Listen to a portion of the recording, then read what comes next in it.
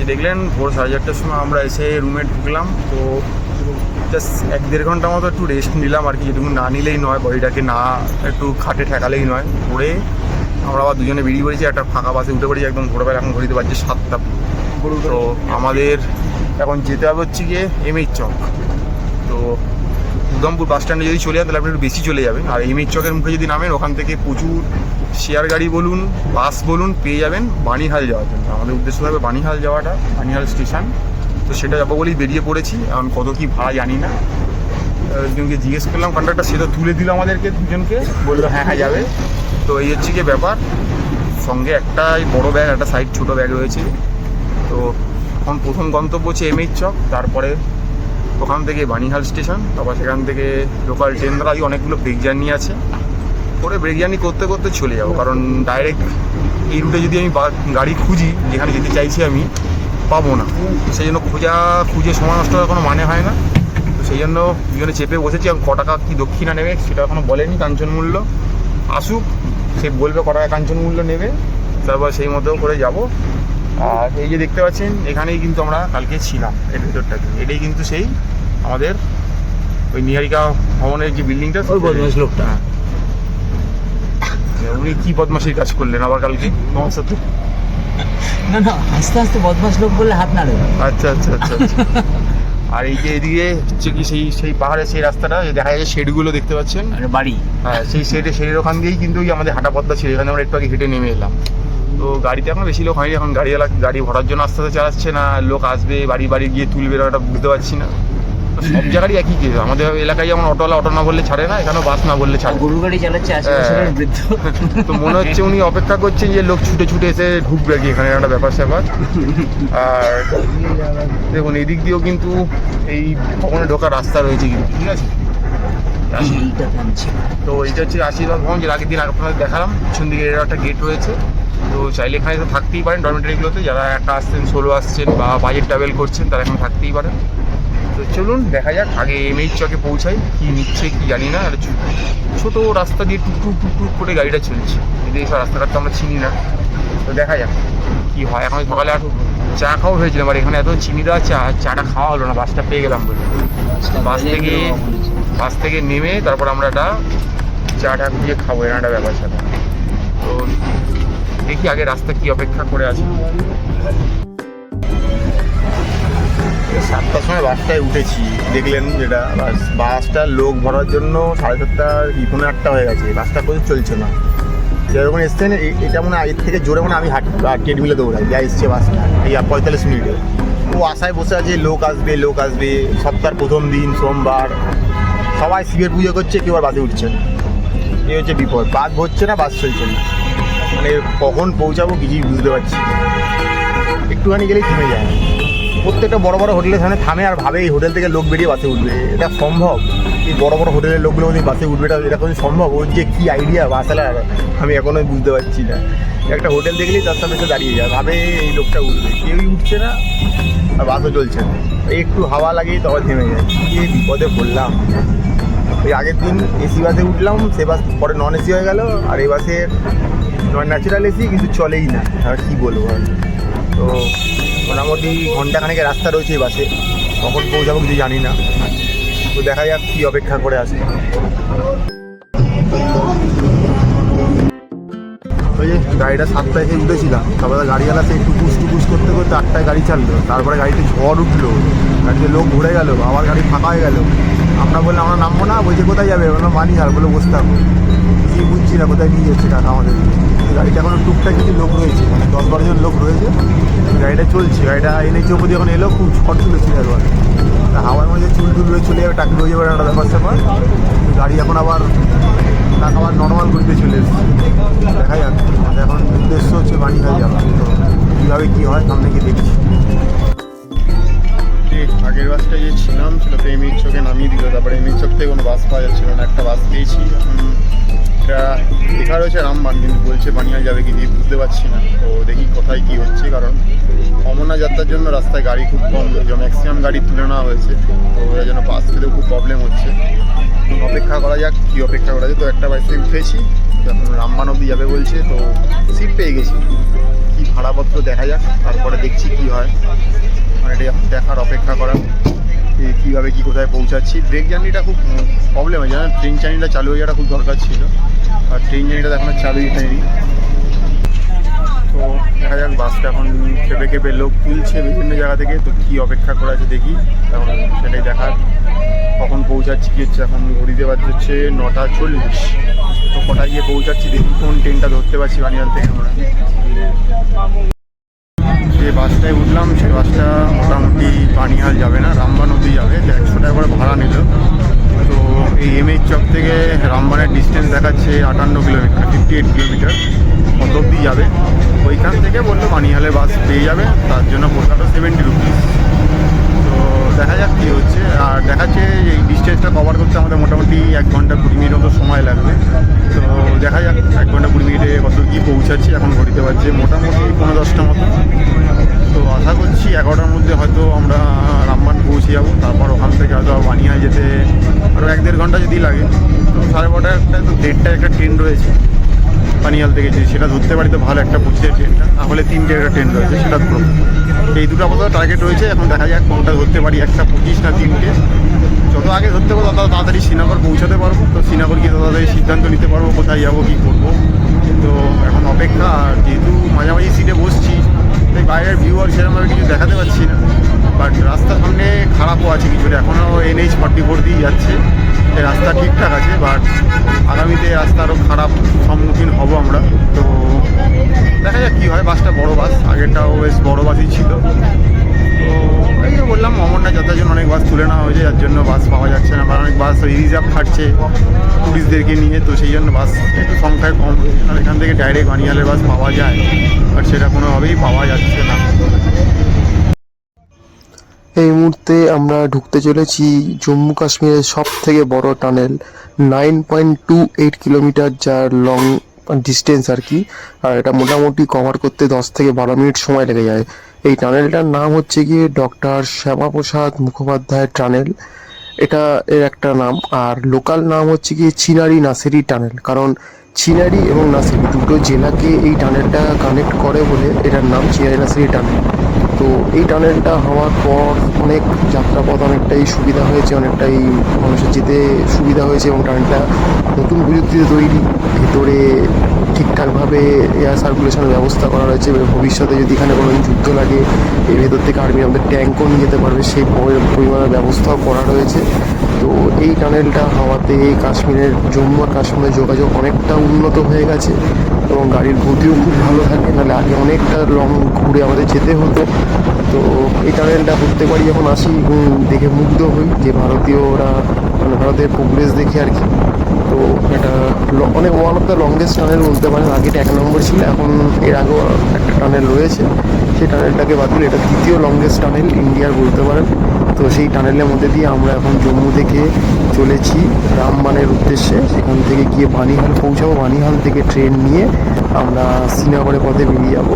তো 10 থেকে 12 মিনিট মতো সময় লাগলো আমাদের এই লম্বা টানেলটাকে ক্রস করার জন্য। তো আমরা এই টানেলটাকে এই মুহূর্তে শেষ করলাম।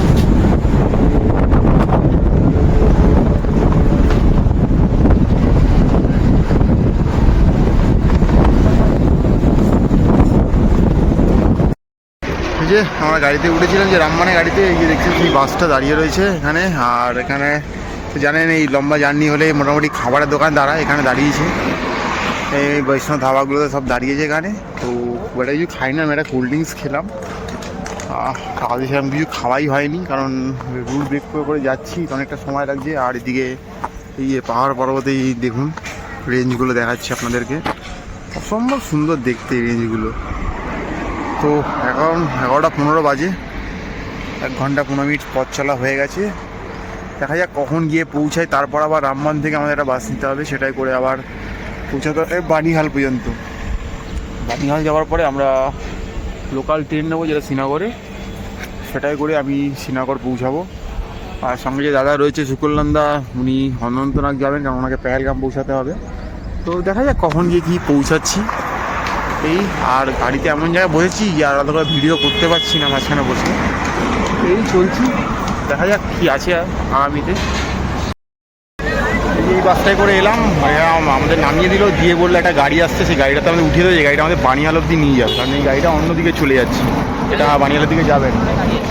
তো ঠিক আছে, তো আমরা নেমে গেছি, অনেকেই নেমেছি বাড়ি থেকে, তো অনেকেই উঠবো ওই গাড়িটাতে। তো দেখা যাক কত কি ভাড়া নেয়, কতক্ষণ যেতে লাগে। এখন ঘড়িতে বাজছে হচ্ছে কি 11:30, তো কখন পৌঁছাবো জানা নেই। তারপরে বানিহাল থেকে গিয়ে আমাদের ট্রেন রয়েছে কাশ্মীরের উদ্দেশ্যে। তো বললো গাড়ি পিছনে দাঁড়িয়ে আছে, কিন্তু কোথায় এখনও সেটা দেখা যাচ্ছে না। অনেক লোকই নেমেছে, কারণ অনেকেই বানিহাল যাবে।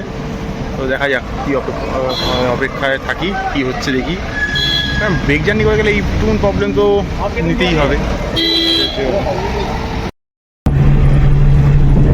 মানে আমাদের নামিয়ে দেওয়ার পরে আমরা যে গাড়িটায় উঠলাম বানিহালে, সেটাতে উঠে মোটামুটি এটা তো জায়গা পেয়ে গেছি। তো এটা এখন বানিহাল নিয়ে যাবে বলছে। আর এদিকে এই যে বাসগুলো দেখছেন, এই বাসগুলো সকালে গেছিলো যাত্রায়, ছেড়ে আবার ফিরে আসছে, এগুলোকে আবার কালকে যাবে যাত্রায়। তো গাড়ি পেয়ে গেছি, তো দেখা যাক কী অপেক্ষা করে আছে। ততক্ষণে পৌঁছাচ্ছি, ঘড়িতে যে বললাম 11:30 বাজে। আর 12:30টার মধ্যে হয়তো পৌঁছে যেতে পারি। তো তারপরে দেখা যাক কী করে আছে। একটা পুলিশে একটা ট্রেন রয়েছে, সেটা ধরতে পারি তো খুব ভালো হয়। সেটা তো শুনতে থাকি, দেখি কত কি ভাড়া, এখন জানি ভাড়া থাকছে সেটা বলে দেবো। ব্রেক জার্নি করবো তাহলে মোটা বড় কথা কাটা থেকে বানিহাল অব্দি পৌঁছানো যায়, কম বাজেটে আছে। তো দেখা যাক।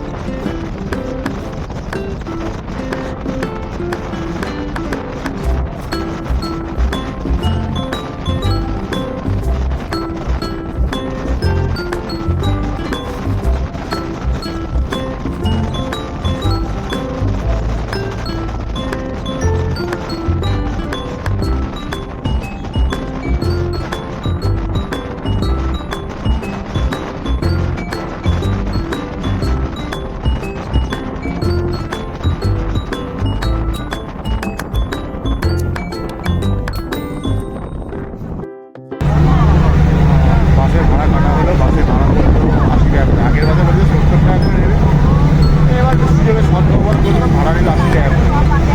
তো ঠিক আছে, পুরো হয়ে তো গেল, একদম স্টেশনে নামাবে বললো, স্টেশনের সামনে। তো দেখাচ্ছে 1 ঘন্টা 15-20 মিনিট লাগবে। এই একটা 25-এর ট্রেনটা ধরতে পারবো কিনা, নাহলে 3টে-5-এর ট্রেনটা তো ধরে নেবো আমরা। আমরা 3টেটাকে টার্গেট করেই চলছি। একটা পেয়ে গেলে শোনায় আরও একটু আগে পৌঁছে যাবো, 2 ঘন্টা আগে। তো এই মোটামুটি বিকেলের মধ্যে হয়তো শ্রীনগর ঢুকে যাবো। শ্রীনগরকে কী করবো সব দেখাবো, আপনাকে চেষ্টা করে দেখানো। সঙ্গে থাকুন, দেখতে থাকুন কি আর অপেক্ষা করে আছে। আমরা ট্রেন জার্নিটা বাকি রয়েছে, যেটা একটা খুব সুন্দর জার্নি ট্রেনে, সেটাও দেখানোর চেষ্টা করি। সঙ্গে থাকুন।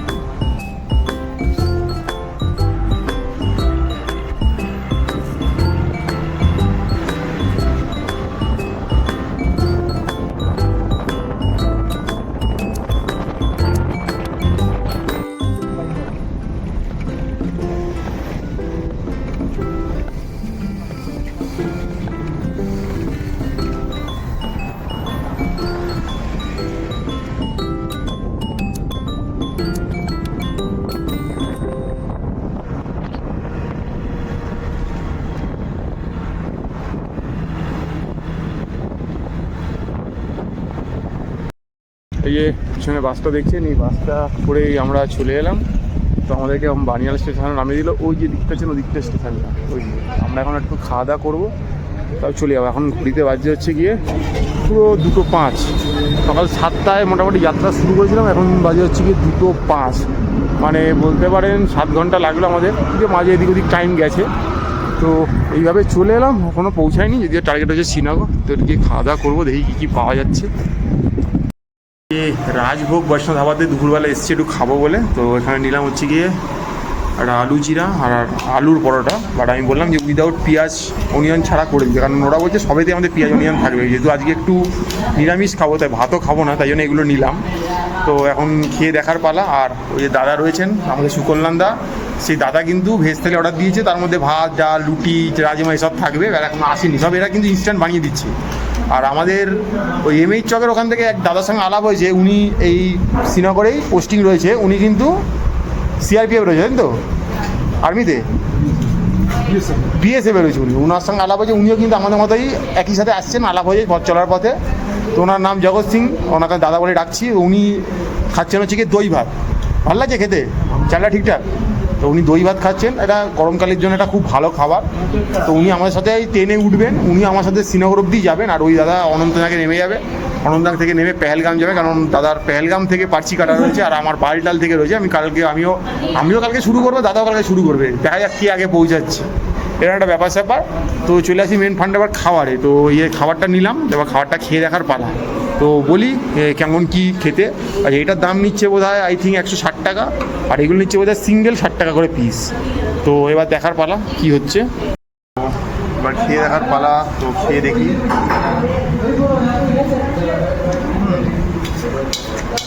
ঠিকঠাক, একটু নুন বেশি হয়েছে। আর সঙ্গে একটু আলু জিরা নিয়েছি, তো আলু জিরা খেয়ে দেখার পালা।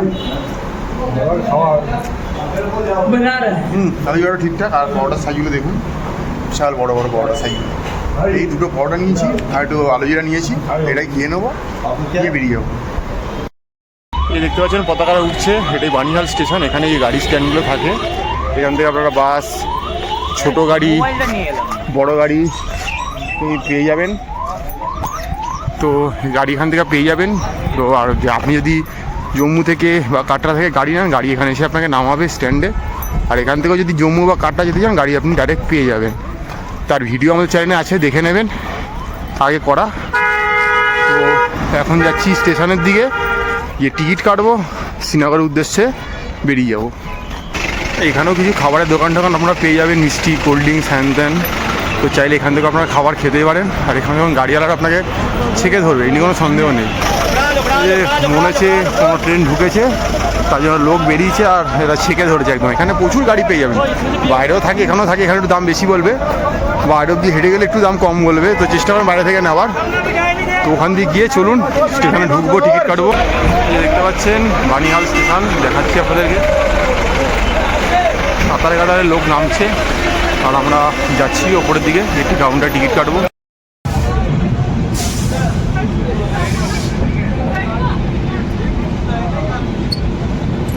এই মুহূর্তে উঠে পড়েছি লোকাল ট্রেনে, বসার একটু জায়গা নেই, প্যাকড আপ ট্রেন। আর আমাদের ট্রেন বেরিয়ে আছে বানিহাল থেকে 3টের টাইম, আর পৌঁছানোর কথা শ্রীনগর 4:43। তো দেখা যাক ট্রেন লেট করে না, টাইমে পৌঁছায়। আর একদম নতুন কোচের ট্রেন, ছাকা যাক দেখতে। এই দেখুন বানিহাল স্টেশন থেকে আমাদের ট্রেন বেরিয়ে যাচ্ছে, বানিহাল।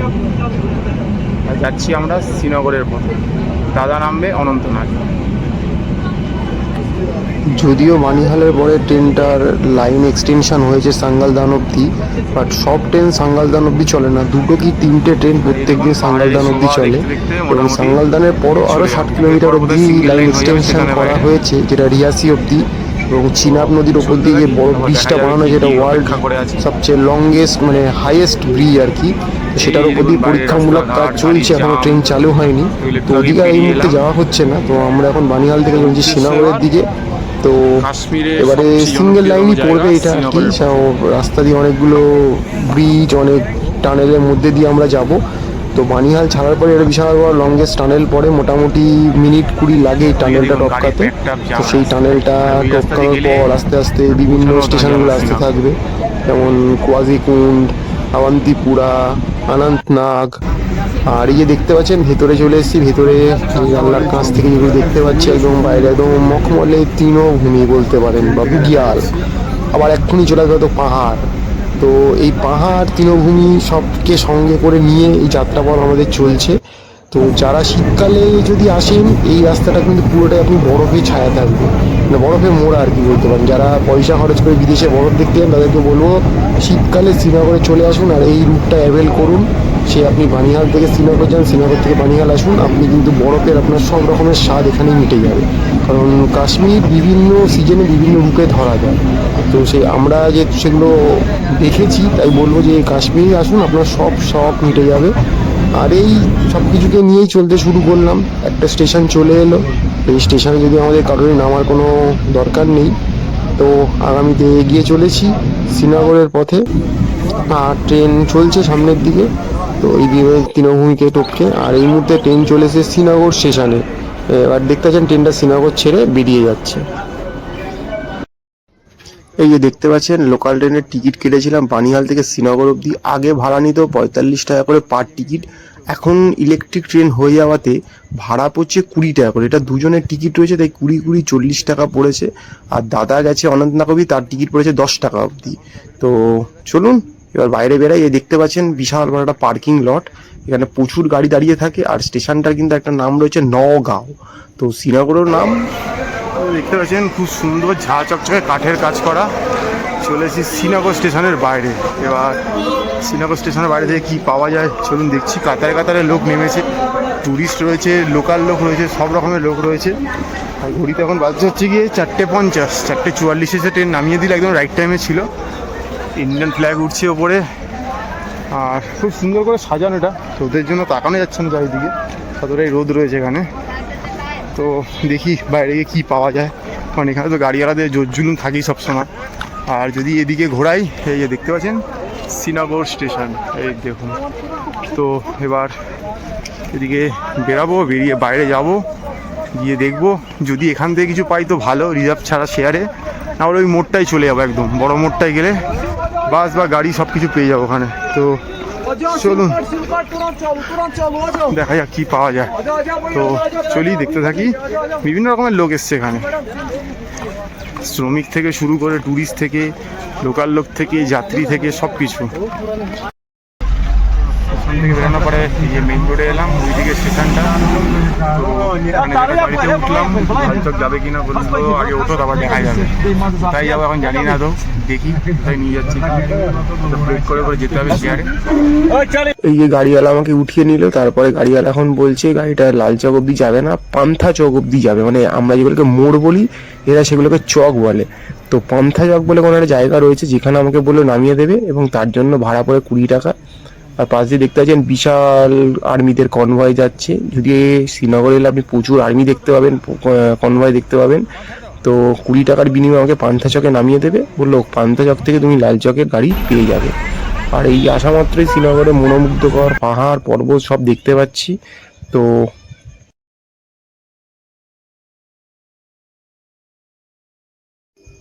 তো আগে যে গাড়িটায় উঠেছিলাম সেই গাড়িটা আমাকে পান্থা চকে নামিয়ে দিল। সেখানে নামার পর আরেকটা আমি শেয়ার গাড়ি পেলাম, যে গাড়িটা আমাকে বললো জাহাঙ্গীর চক অবধি নামিয়ে দেবে।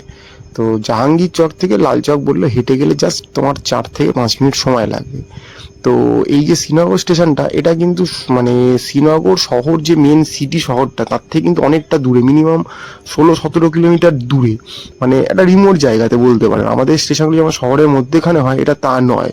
তো সেই জন্য আপনি ডাইরেক্ট কিছু পাবেন না। হ্যাঁ, আপনি যদি অটো রিজার্ভ করেন সেক্ষেত্রে 300-350 টাকা নেবে, আপনাকে আপনার হোটেল আপনি যেখানে বললেন সেখানে নামিয়ে দেবে। কিন্তু যদি শেয়ার গাড়িতে আপনাকে আসতে হবে, বাসে আসতে হয়, আপনাকে হয়তো 2 বা 3টে শেয়ারিং নিতে হতে পারে। আমাকে যেমন নিতে হলো স্টেশন থেকে পান্থা চক, আর পান্থা চক থেকে আমি নিলাম হচ্ছে কি জাহাঙ্গীর চকের জন্য গাড়ি। জাহাঙ্গীর চক থেকে বললো 4-5 মিনিট লাগবে হেঁটে যেতে।